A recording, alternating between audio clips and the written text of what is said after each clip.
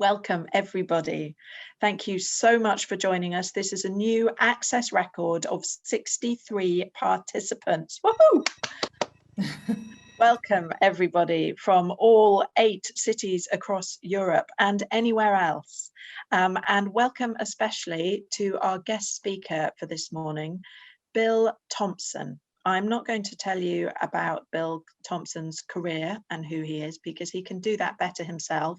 And it is such a vast and varied career across so many major institutions that I couldn't do it justice. But Bill is an expert on the internet, if I had to put it in 3 words. And is someone I've enjoyed working with in many, many contexts, and I'm hoping that you will enjoy working with him in future too. Bill is very open to Twitter and Facebook and all other sort of social media friends, so this is the start of a conversation.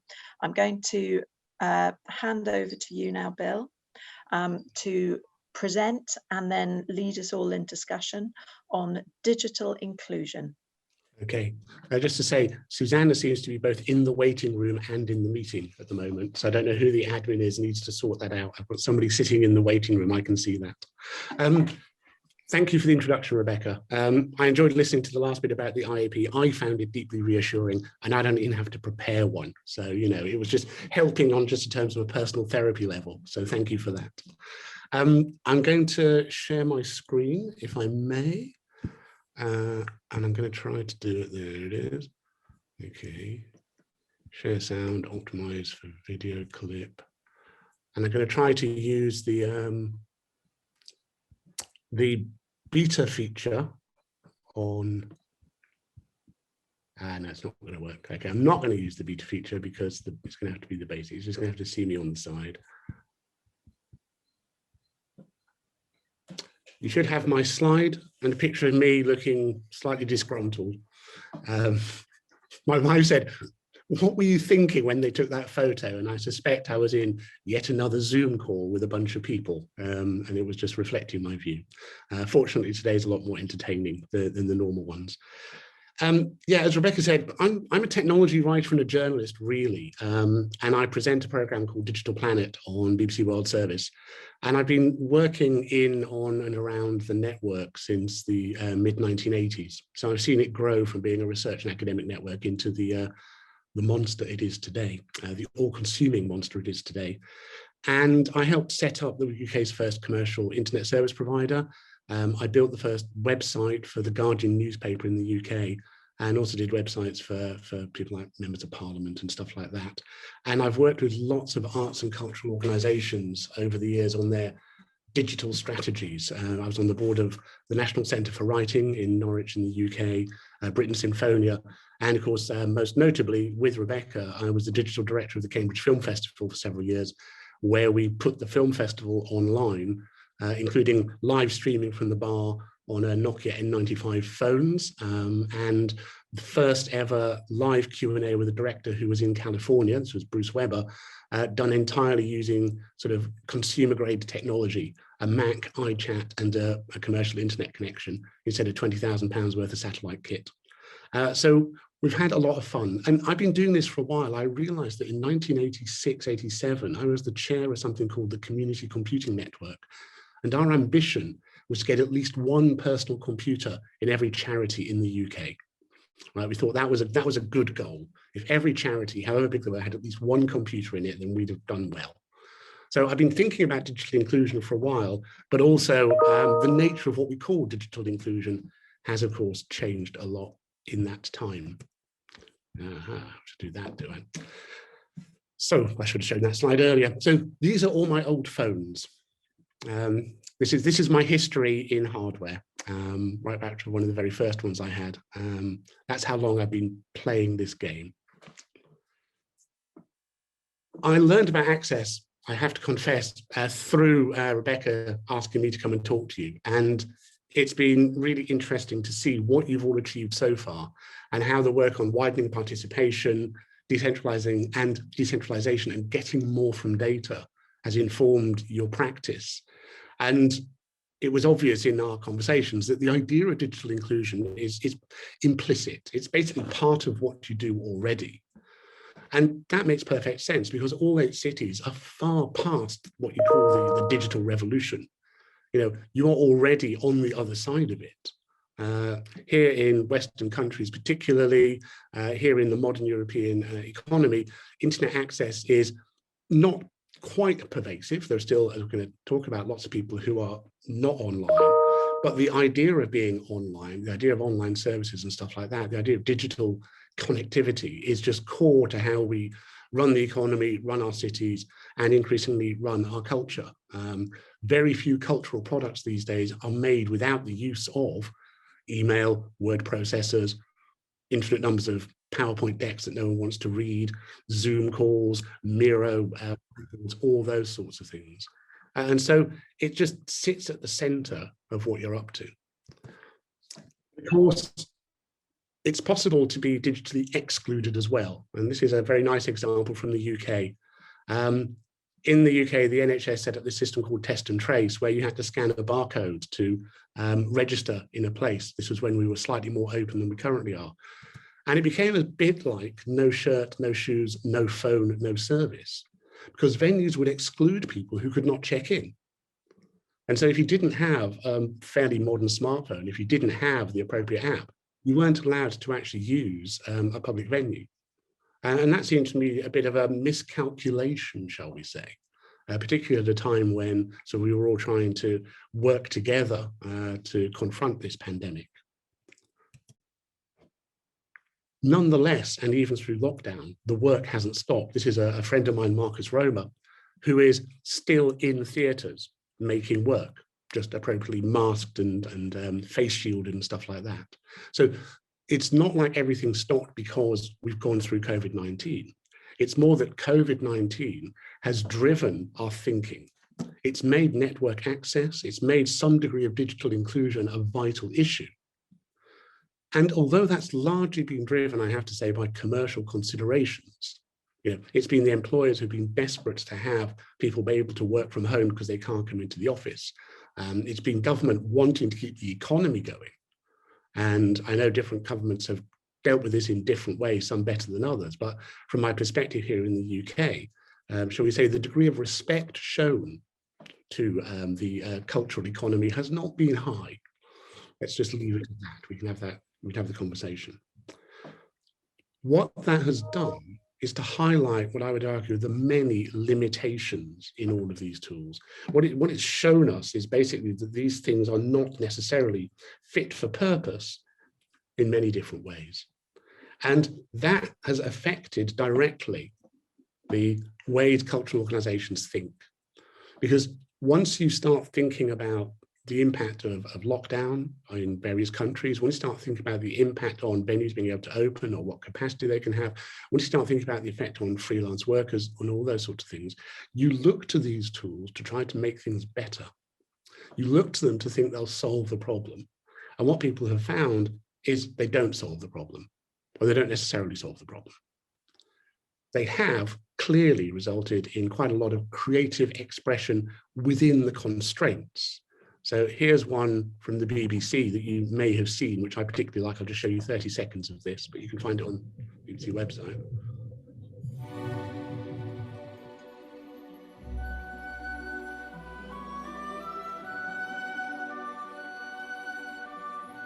Bunch of dancers in their baths. Who'd have thought it'd be tribute?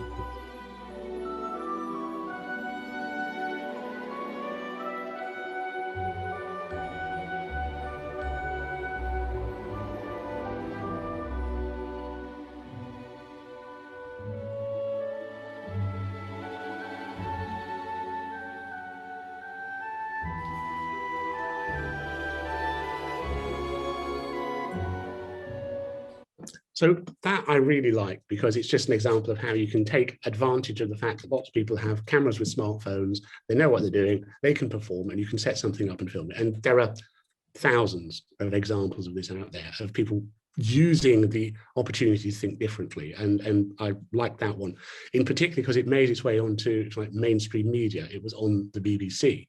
So it wasn't just sitting on someone's website, it got an audience.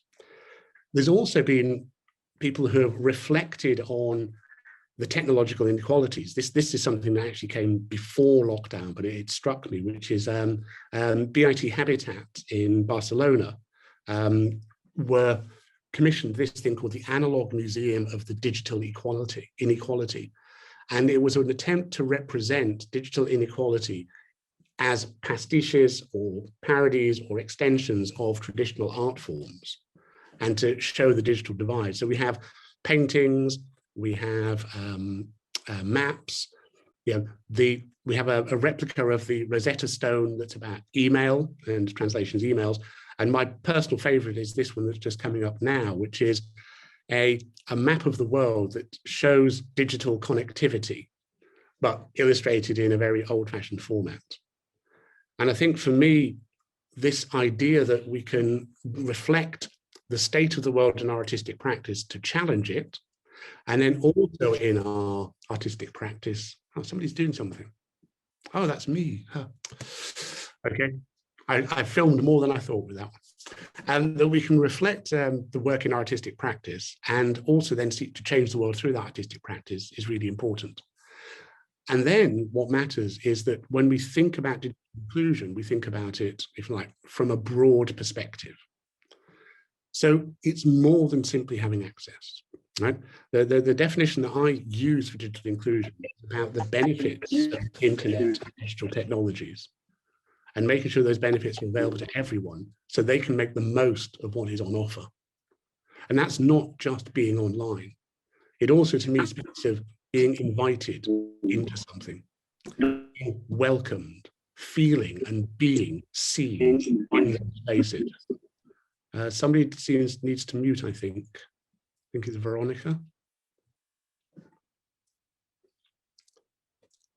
And what we want to do today, or what you're doing, is considering that in the context of digitally mediated cultural activity. And this is much more than just giving someone a smartphone and a laptop and assuming things will be okay. Because yes, you do need access to the technology and you need access to the connectivity to participate meaningfully. And meaningfully for me is the key word here. But you also need to feel that you have enough confidence as you take on these things.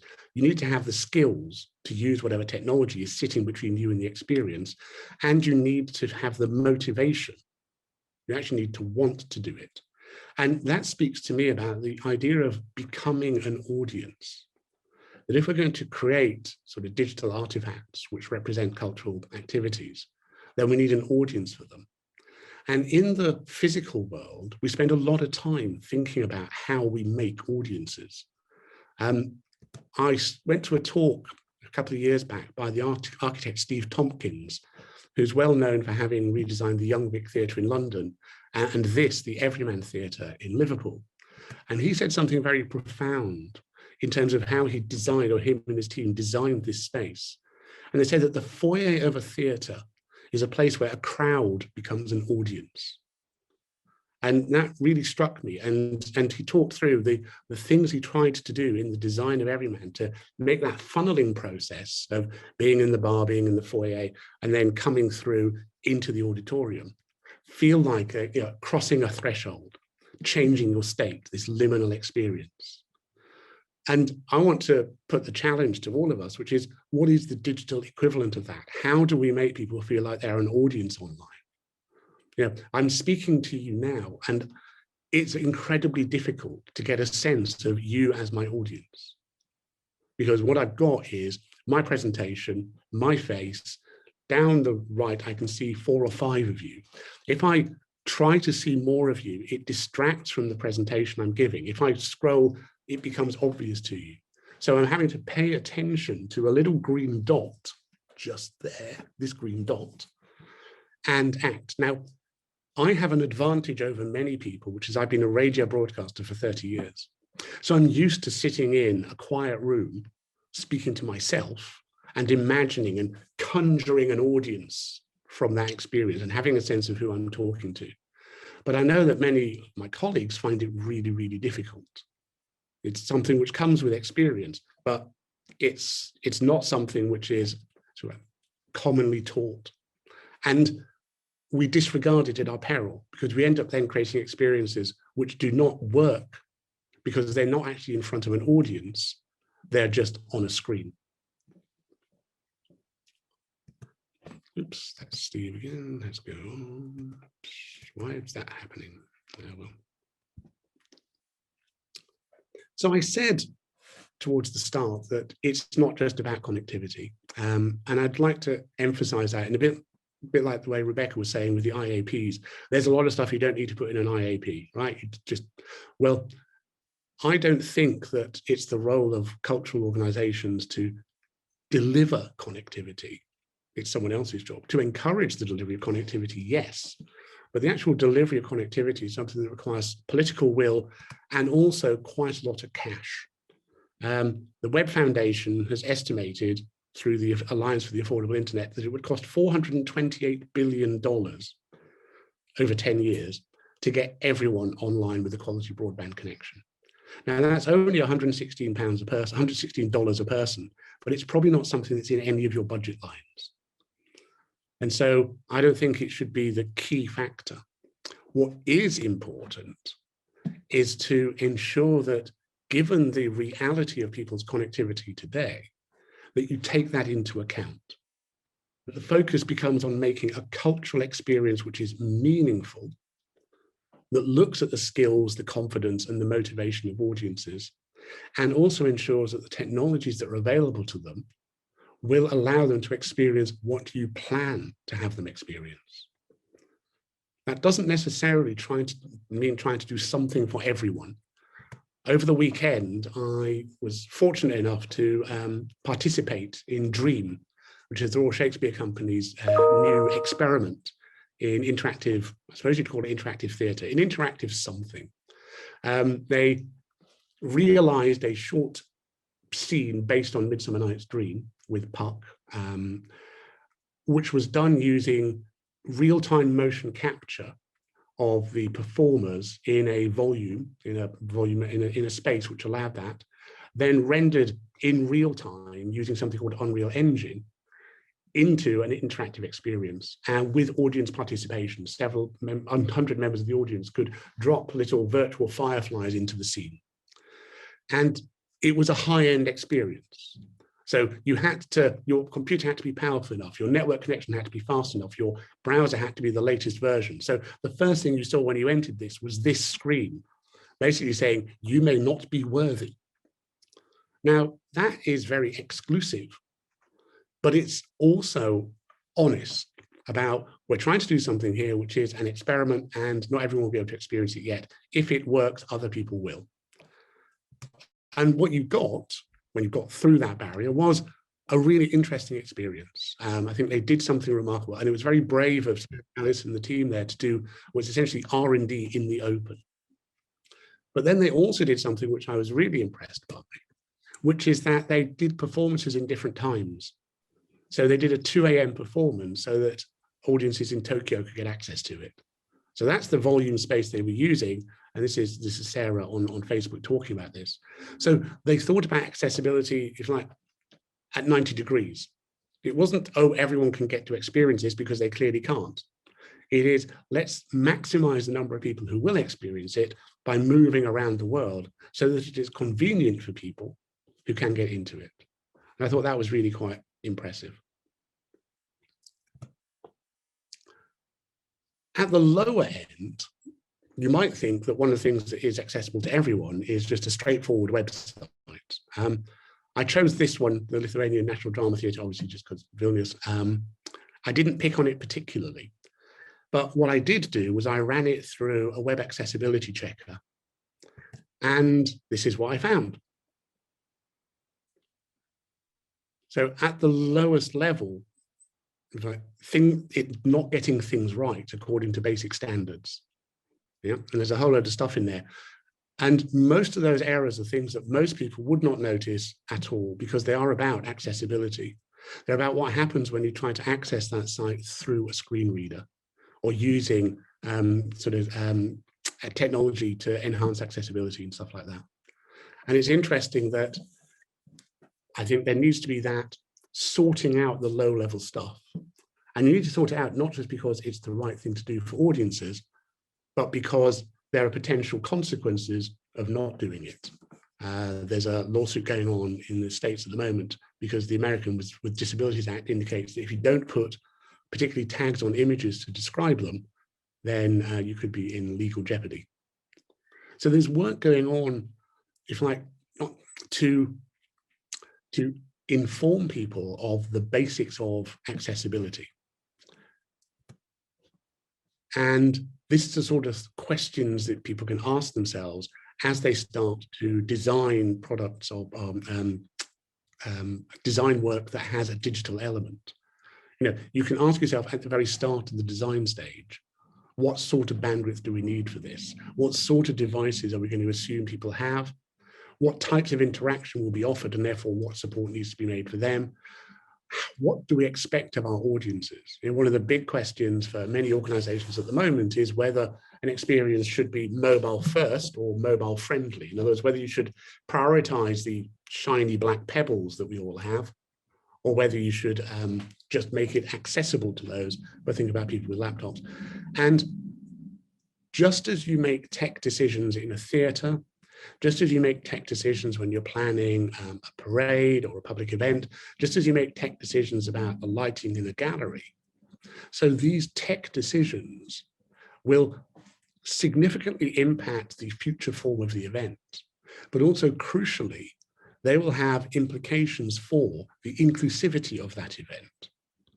And they need, therefore, I think, to be done at a very early stage in the process, and to be locked in, to make decisions about, well, actually, this is going to be a fairly high-end production, and therefore it is not going to be accessible to people who don't have a smartphone that's less than 3 years old. And it's always reasonable to say that if you can justify it, if it makes sense, given what you're trying to achieve. Or you can say, we want this to be accessible to absolutely everybody, and therefore we need to think about, what does absolutely everybody mean in this context? Does it mean people with an old sort of Nokia phone, it's not even a smartphone? What would you do to give them access to that?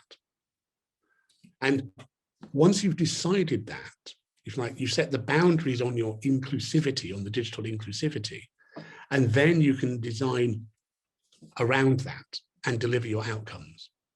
The danger is asking these questions towards the end of the process means you've inadvertently made decisions that might be very exclusive and that might make it difficult for people and can be almost impossible to fix.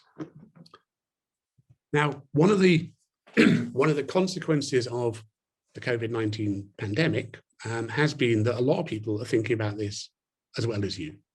I found a lot of inspiration in what's happening in education and classrooms at the moment.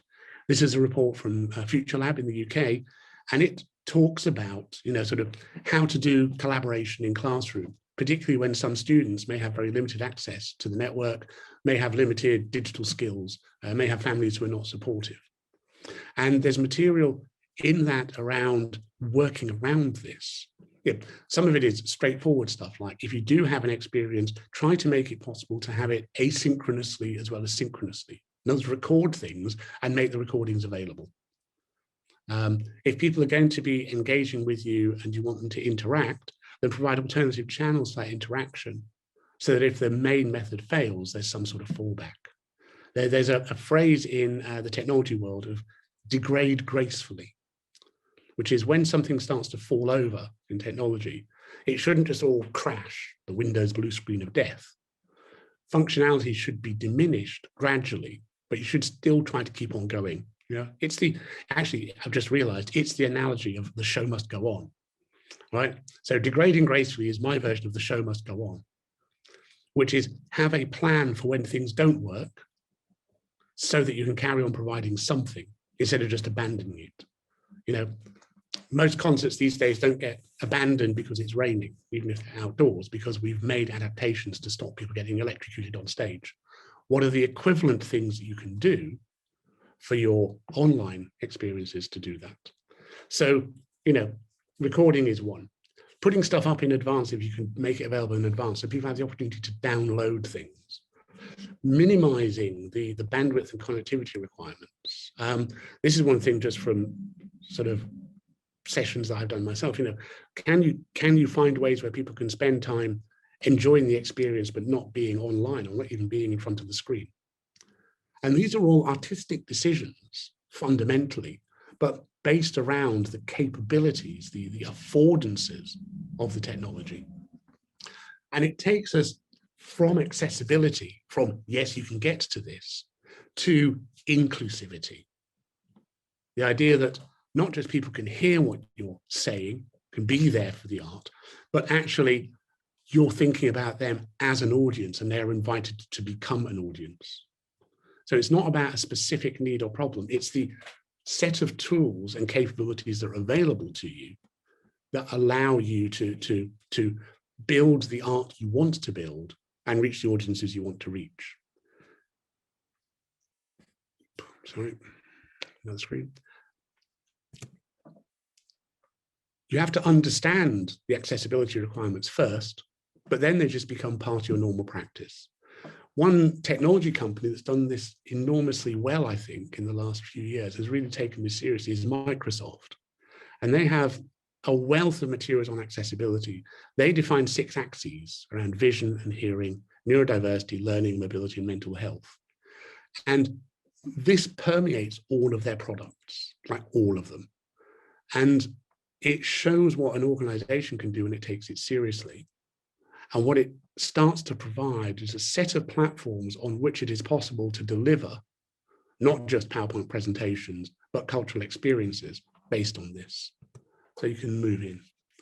And we see that in practice. So we've seen a lot of work with accessibility in real world galleries at the moment.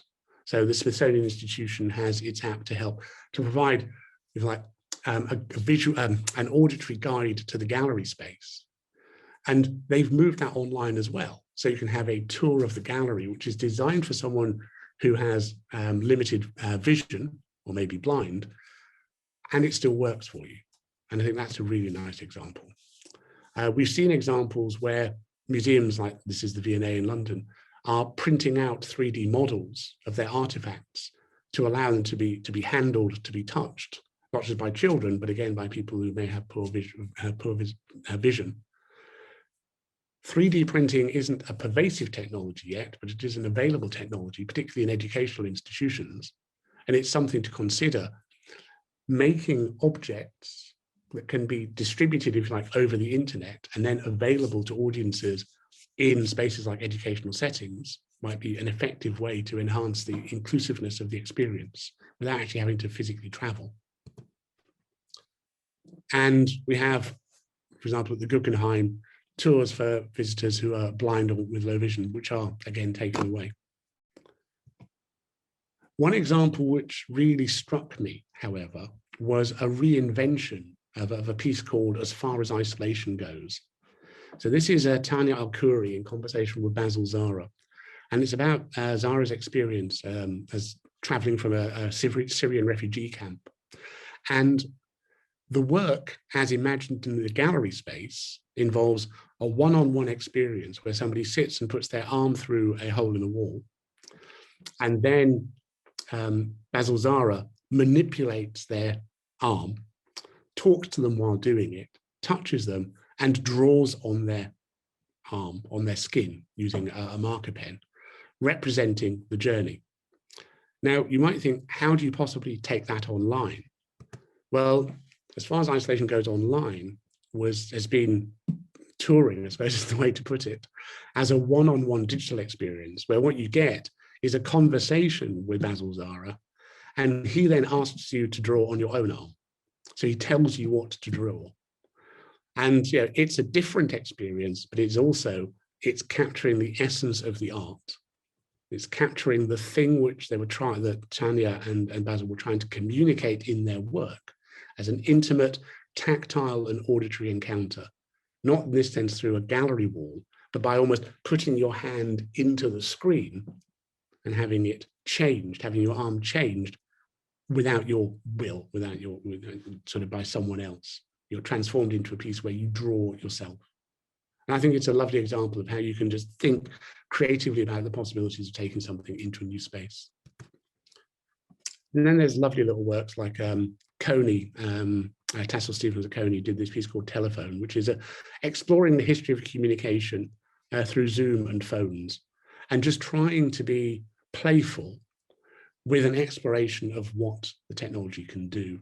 And this is part of, I think, an attempt to make people open to the digital experience as art, rather than the digital experience as work or education, and then make them more receptive to be audiences for other things which take things in a different direction. The other place where I think there's some real inspiration to be found is in the world of gaming and games. This is a photograph of the Xbox adaptive controller, and it's designed for people who have physical disabilities who can't use one of the standard controllers. And it is basically a programmable device. You can define what each of the pads does. You can create it such that it is usable by you if you have limited mobility or only have one limb, or there are all sorts of possibilities here if you have tremor, for example. So you can use this device with the games that people love to play them. And again, Microsoft have produced quite a large body of work on how to make games accessible using this device and others. And I think when we think about digital inclusion in the arts, think about games as an art form, a position I'm prepared to defend when we come to talk later, we should be taking these seriously because they have already done so much in this area. And even from the straightforward stuff like providing subtitles, fine, okay, but then what do I want my subtitles to look like? What font would I like them in? How big do I want them? What colors do I want them? What's their background color? You know, if I need subtitles, but I have poor visual acuity, how do I make them prominent? At the moment we think, oh, you just turn subtitles on, you know, if you're making a video, you go to YouTube, use the subtitling tool, it'll be fine. But it isn't, it's a step. And so we can do that. And we can start to explore, if you like, some of the possibilities also, if you think about a game is a work of art experienced within technology, to do some other more imaginative things. And one of the most fun evenings I had last year in lockdown was a party in a Google spreadsheet. My friend Marie Fulstrom, and I'll send you the link to this, organized a party in a number of linked spreadsheet pages where you logged in and you basically typed and pasted GIFs, and we spent 4 hours having fun in a spreadsheet, which is not something I ever thought I'd ever say. So look out for the stuff that's on the, if like, the leading edge or the bleeding edge as well, and it will help. The last group of people we should be thinking about when we come to look at how we can enhance the inclusivity of our art and our cultural activity is what companies are now doing.